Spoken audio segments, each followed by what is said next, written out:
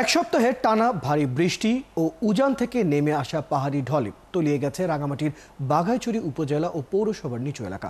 উপজেলার 5টি ইউনিয়নের ফসলের মাঠ তলিয়ে গেছে।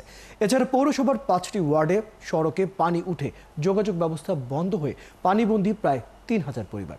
উপজেলা প্রশাসনের পক্ষ থেকে 55টি আশ্রয় কেন্দ্র খোলা হলেও পানিবন্দী মানুষের অভিযোগ, তাদের উদ্ধারে এখনো কোনো পদক্ষেপ নেওয়া হয়নি। ওমর ফারুক সুমনের তথ্য ও ছবিতে প্রতিবেদন।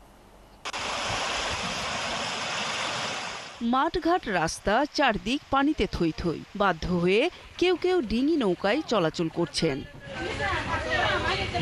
গত এক সপ্তাহের টানা বৃষ্টি ও উজান থেকে নেমে আসা পাহাড়ি ঢলে তলিয়ে গেছে রাঙামাটির বাঘাইছড়ি উপজেলা ও পৌরসভার নিচু এলাকা। উপজেলার বঙ্গরতলী, মারিশা, রূপকারী, খেদারমারা, বাঘাইছড়ি ও আমতলী ইউনিয়নের অনেক গ্রাম ও ফসলের মাঠ এখন পানির নিচে। চরম দুর্ভোগ পোহাচ্ছেন এলাকার লোকজন। বিপদ সীমার উপর দিয়ে যাইতেছে বর্তমানে। পুরাতন মারিশা থেকে মাস্টারপাড়া রোড চমুনি হইয়া পুরো রোডটা এখন পানির নিচে আছে।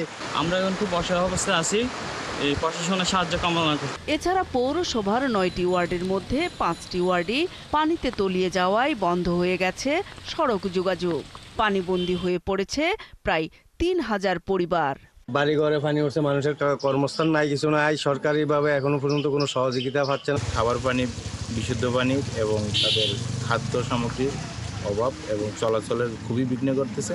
স্থানীয় জনপ্রতিনিধিরা জানান, নৌকার অভাবে পানিবন্দীদের উদ্ধার করা যাচ্ছে না। দুর্গত এলাকায় ত্রাণ সহায়তাও পৌঁছায়নি।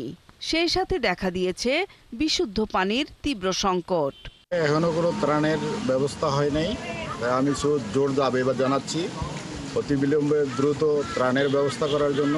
আর উপজেলা প্রশাসনের পক্ষ থেকে 55টি আশ্রয় কেন্দ্র খোলা হয়েছে।